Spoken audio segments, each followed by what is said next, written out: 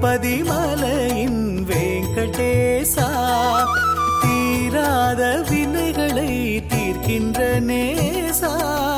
திருப்பதி மலையின் வெங்கடேசா, ஏழு மலையே வைகுண்டவாசா, பாவங்கள் தீர்க்கும் பசுபால கிருஷ்ணா, அலர்மேலு நாதா வேணுகோபாலா, பார்க்கடல் மீது துயில்கின்ற நாதா.